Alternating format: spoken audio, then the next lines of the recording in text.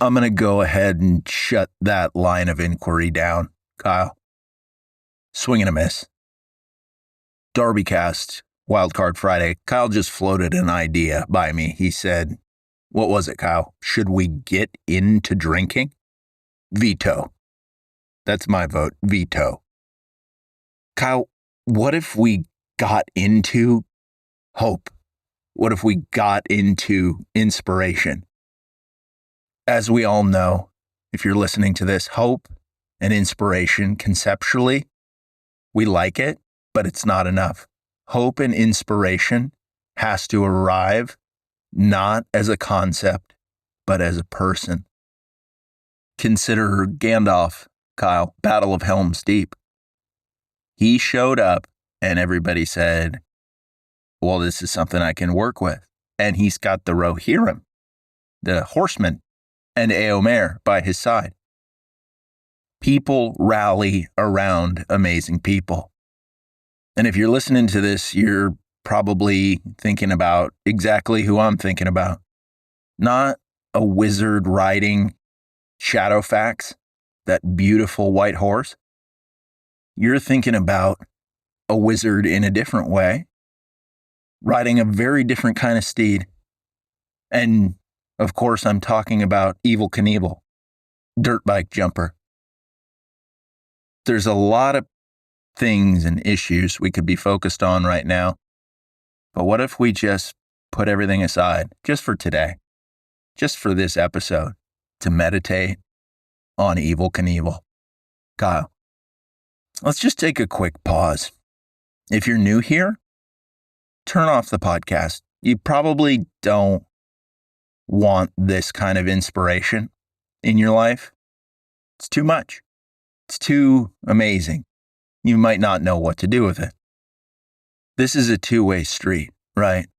I'm going to be delivering some pretty serious stuff, but you've got to be a pretty serious person to be able to walk around with it, to hold it. If you're feeling startled right now, I get it. That's probably how Evel Knievel felt before a big jump. If you're new here, I bet you feel like Evel Knievel before his first jump. Couple butterflies in the basket. You're saying to yourself, I don't know if I believe in myself. And if you're a coward, call off the jump. Go hang out in your trailer. Go get into drinking. Right, Kyle? You fucking idiot. But if you're willing to roll the dice over a chasm of faith, welcome aboard. But let's do a quick bio on Evel Knievel for people who don't really know who he was. Born Robert Craig Knievel. Evel was not his given name. His mother was of Irish ancestry. Drinking, Kyle, was wide open for him as a result thereof. And he didn't go for it. So he's already a hero in all of our books. Moving on, his surname Knievel, German origin. His parents, Robert and Anne-Marie Knievel, divorced in 1940. I didn't even know divorce existed back then. At age 2, alcohol beckoned him. That's tough. A divorce? Is it my fault? That's the question that comes up. Maybe is the answer to that. At age 8, Evel Knievel attended a Daredevil show, his very first one, Kyle. And from that moment forward, Kyle, he knew that he had to be a motorcycle jumper. Kids these days are playing on their godforsaken iPads. They're not going to motorcycle shows.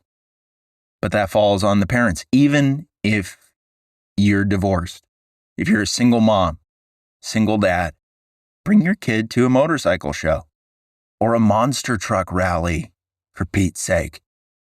Opens up a world of possibilities. You know what the possibilities are when you give your kid an iPad? Where that leads?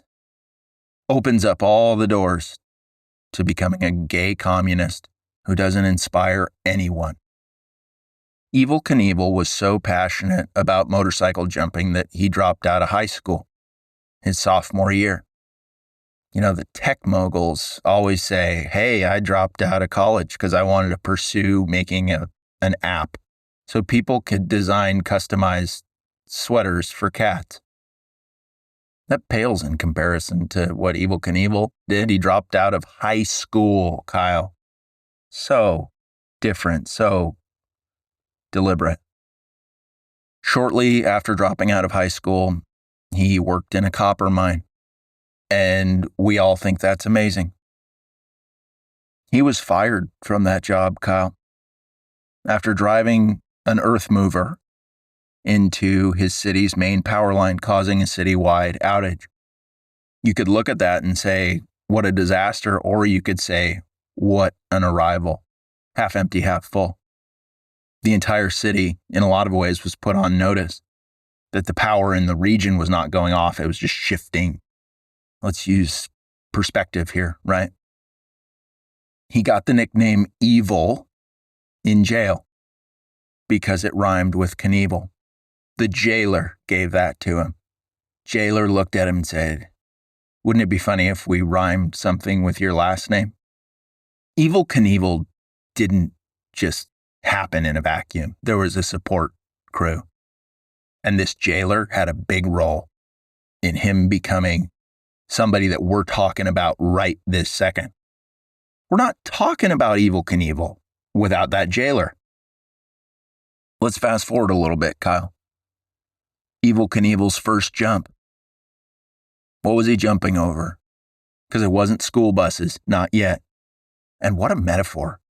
A metaphor everybody needs to hear right now is that the education system is broken. No better way to tell people that than by jumping over a bunch of school buses and saying, I don't care how many buses you throw at me.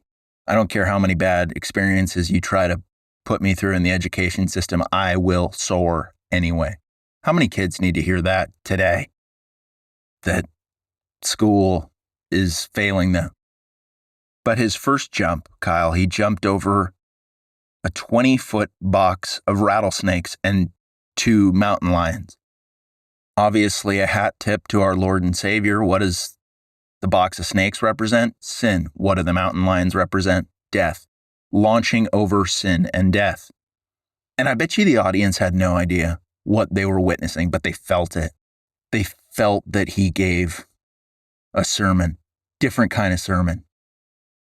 Probably a lot of pastors and churches right now could afford to recreate that just to remind people what we're up against and who conquered it for us, our Lord and Savior. Kyle, so far in this short biography, we've established that Evel Knievel came from tough circumstances, was failed by the institutions. Did he leave school or did school leave him? Am I right? He was a Christian. And now I'm going to tell you something else interesting about him. He was a patriot. He wore red, white, and blue jumpsuits while doing jumps. He didn't want a single onlooker to be in the zip code of confused as to how he felt about the country. And so he wore a red, white, and blue getup with a cape. Evel Knievel attempted more than 75 ramp-to-ramp motorcycle jumps in his career and made more than 300 jumps total. More than 2/3 of his jumps, Kyle, he didn't even care about landing on a ramp. He said, what if it's not even about the landing? What if it's more about what happens beforehand and in the air? And I'll just leave the results to God. Evel Knievel, warrior of the faith. He holds the Guinness Book World Record, as far as I understand. Kyle, verify this, for most broken bones in a lifetime. He claimed to have broken nearly every bone in his body. Sounds like the only thing that couldn't be broken in Evel Knievel, Kyle, was his spirit. One of his most famous jumps, Kyle, December 31st, 1967, New Year's Eve. Jumping over the fountains at Caesar's Palace, Las Vegas. Showing those drunkards what he overcame and what they could overcome too. Can you imagine being there? Just being totally loaded, and you step out of the casino and there's this guy wearing a red, white, and blue flag / cape, and he's just revving his dirt bike engine, Kyle. I think I do a pretty mean dirt bike impression. I'm willing to stand by that. But these people, they see this guy and they say, what is he up to? Doesn't he know that there's alcohol and gambling inside? And then he gains speed and launches over a fountain. And I don't want to say this was a reminder that Jesus walked on water, but the parallel can be drawn. Jump a dirt bike over a fountain. Subtle but powerful reminders. That's what Evel Knievel was about. And yeah, the Caesar's Palace jump ended in a devastating crash. He crushed his pelvis and his femur, fractured his hip, wrist, and both ankles. This may have been one of his jumps where he didn't plot out the landing. Broken, but not defeated. Yeah, sometimes we fall. But have you ever heard about getting up? I bet you those onlookers at Caesar's Palace, those Vegas degenerates, I bet you a lot of people visited him in the hospital after quitting drinking and quitting gambling, which some might argue is just as tough. I don't know. The devil wanted to take Evel Knievel that day, though, Kyle. And you know what stopped Satan from doing a collab with the Grim Reaper? That's right, the helmet. Evel Knievel was wearing a helmet. And who gave him the helmet? Nobody knows. However, I bet you he didn't opt into that himself. He probably wanted to try everything no helmet, but he probably had a great woman in his life. Or friend. Could have been a dude who said, why don't you go ahead and put this on? I noticed we haven't made a landing zone for you. This seems really dangerous. So what's the big takeaway here, Kyle? As much as everybody would like to believe that Evel Knievel was a one-man show, he had people supporting him, giving him a little bit of coaching here and there. If you're going to go big in whatever you're doing, if you try to do it alone, you're in trouble. You are in trouble, capital T. I know this bio section of Evel Knievel is running a little long, but we need to establish what kind of a guy Evel Knievel was before we draw conclusions and illustrate next steps and what this means for all of us. On September 21st, 1977, he assaulted a promoter, Sally Saltman, with an aluminum baseball bat, fracturing Saltman's arm and wrist. And we all have the same question here, don't we, Kyle? What did she say to him first? She must have said something totally out of line. She probably said, I don't believe in you. I don't agree with the way that you're increasing patriotism and encouraging people to take risks in this country. Shelley Saltman may have been a communist, Kyle, who saw the impact Evel Knievel was having on the youth. Kids getting together, building bike jumps out of dirt, saying no to adversity and gravity all at the same time. Now, it doesn't say this, Kyle, in the official biography, totally paints Evel Knievel as a villain. But I bet you Shelley Saltman, the promoter, said, hey, why don't you do some jumps that glorify Karl Marx? Why don't you make a youth motorcycle jumping summer camp and focus the entire thing on Karl Marx and his teachings? This broadens the picture, right? Then all of a sudden, Kyle, viciously beating this woman with an aluminum baseball bat seems way less out of bounds. The courts ruled in Shelley's favor, which could have been a total miscarriage of justice. Now that we're seeing a fuller picture, Kyle. He lost his endorsement from Harley-Davidson. And it doesn't say here that he lost a couple friends as well, but you know that some people did a 180 and said, I can't be close to this. Money is my God. And if Harley Davidson's out, I don't want to have my company, aka my presence, entangled with whatever it is that you got going on. Life of a daredevil. Kyle, sometimes people are going to say this is too much, scares me too much. I don't understand you. Maybe this promoter, Shelley, was promoting Karl Marx. Maybe she just said, why don't you get a real job? Why don't you get a 9-to-5, Evel Knievel? Maybe she wasn't gunning for his political sensibilities and saying George Washington isn't cool. Let me tell you about Karl Marx. Maybe she was just gunning for his identity and saying, why don't you go be the manager of a store for some bummer corporation? Yeah, you shouldn't beat the shit out of chicks with a baseball bat or otherwise, but don't clip a guy's wings, especially a guy who can soar as high as Evel Knievel, both literally and figuratively. Big takeaway. Here's a fun fact that we already knew, but he was a believer. I knew that before even reading it explicitly. He was baptized in 2007 on the TV program Hour of Power, although he was living out a life of faith long beforehand. God was maybe not on his radar all the way, but he was on God's radar in a huge way. This Evel Knievel bio has gone on for quite some time.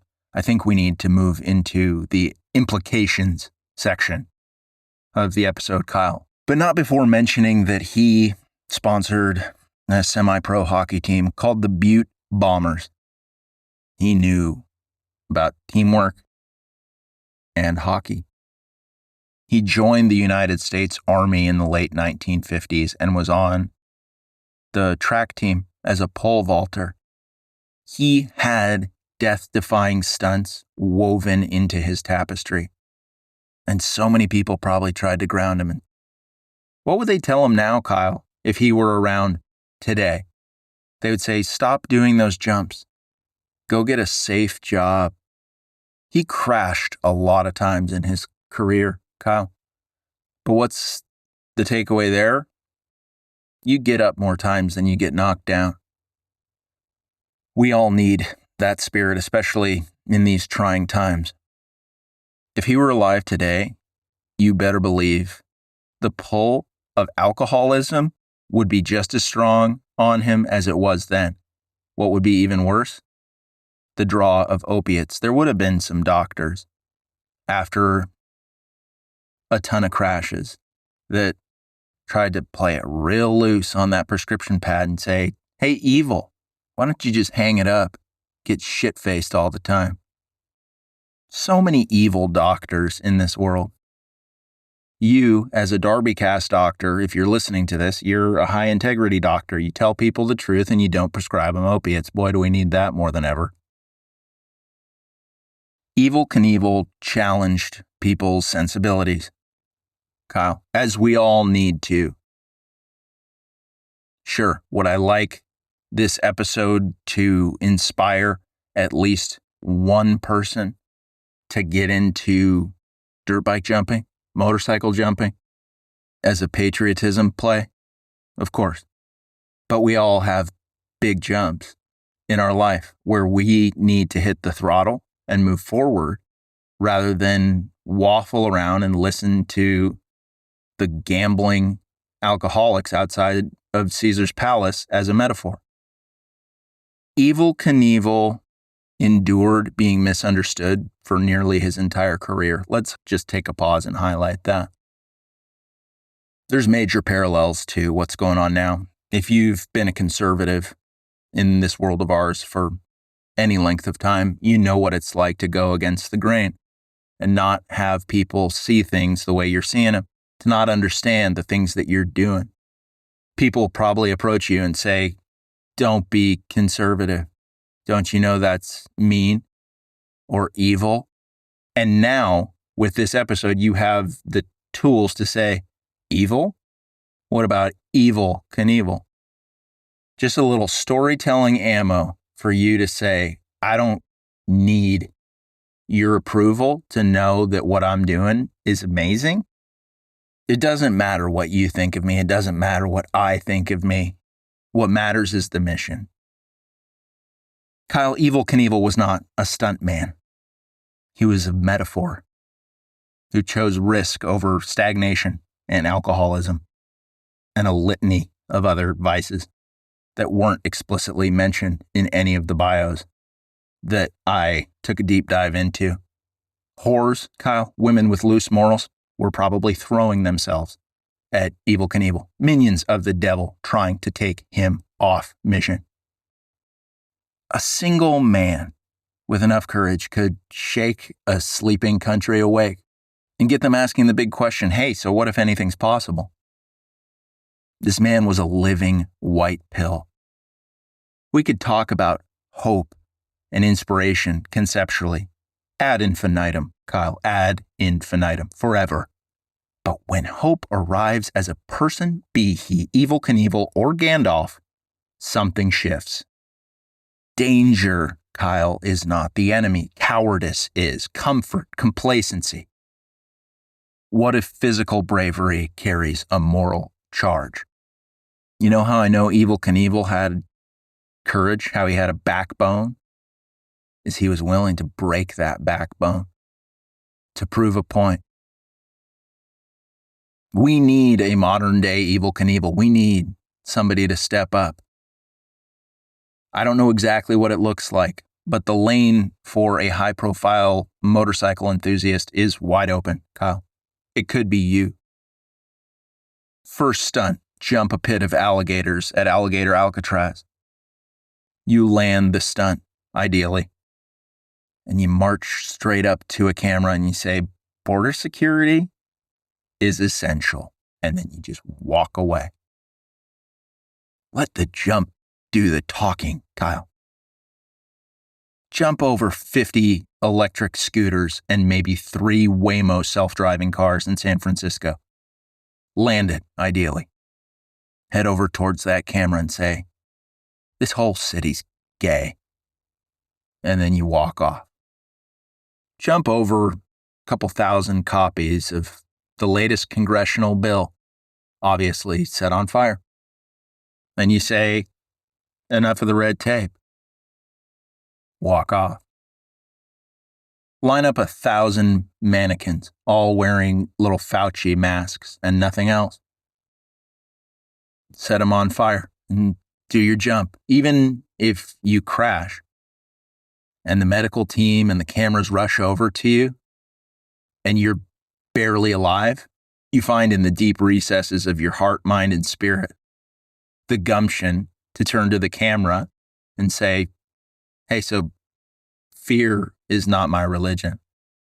Then you get carted off to the hospital.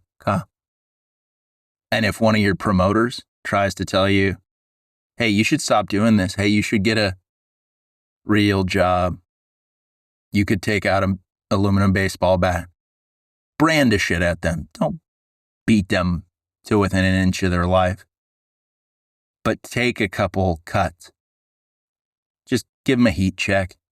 Get as close to their face as you can without actually hitting them.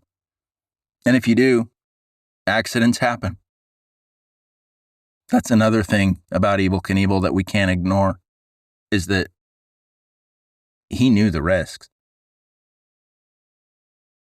But he went for it anyway. Where has that been?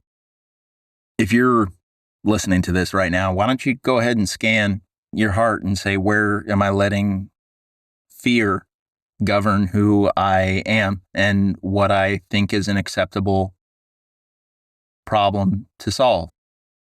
A problem worth solving. Problemsworthsolving.com. Kyle, make that an Evel Knievel highlight reel website that fleshes out what each jump meant metaphorically. Show the jump and then have a little write-up that extrapolates, hey, this is what this really meant. Line up a bunch of lazy boy chairs and couches Set them on fire, Kyle. Jump over them with a motorcycle. Message to the camera right after that. Put down your phone for a second. Step into the real world. There's more to life than a comfy place to sit. Go to Burning Man with your motorcycle, Kyle. Jump over a pit of vipers. Let all those drugged up people wander over to you and say, "Hey, man, what are you doing?" And you say, "Rising above George Soros." And then you speed off. Now that's a tough jump. What if it's not about the jump? What if it's about how it lands with the people? Second-rate daredevils are always worried about how is the jump going to land, whereas rock stars, patriotic believers, those kind of daredevils, the Evel Knievels of the world, Kyle, they worry about how the message is going to land with people. To hell with my landing. I want this message to land. At Caesar's Palace, that's a tough jump because everybody's tanked and either euphoric or super depressed from how the gambling's been going. But those people need a lot of help. That's why Burning Man would be such an important arena to approach.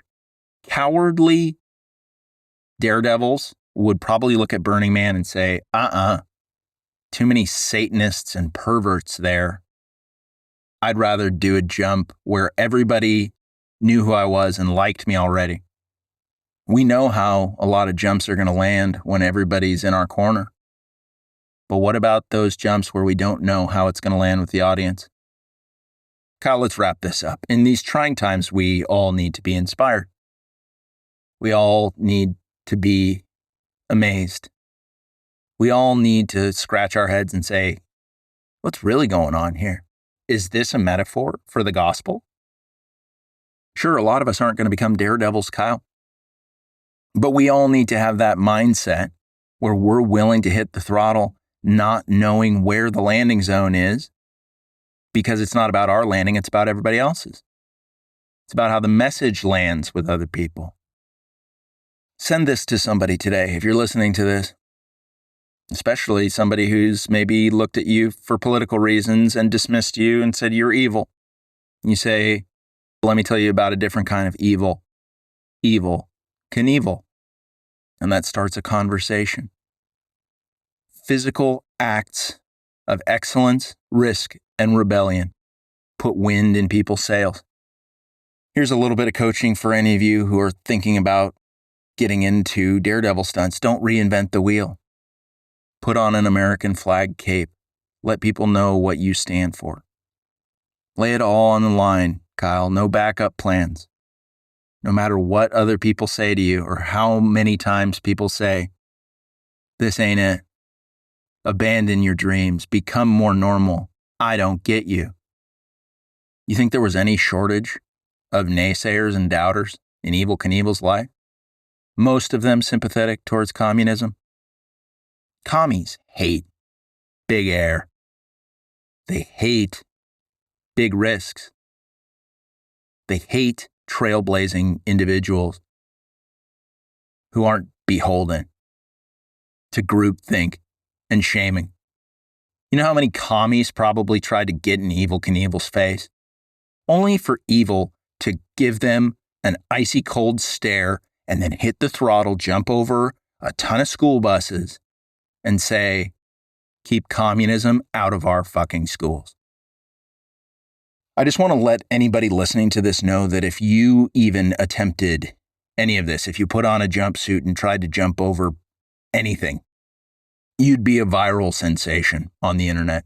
People would gravitate towards you in a huge way. And then you would have a platform. And then you could say, America first, America only. I am so sick of the way things have been going. And then that inspires the youth. The children are the future, Kyle.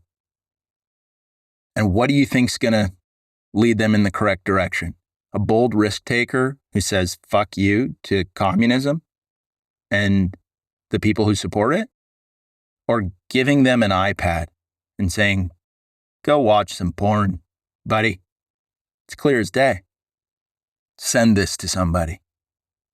But that's DarbyCast Wildcard Friday. Kyle, do you need to talk after this? I'm really concerned about the question you asked me at the beginning of the show.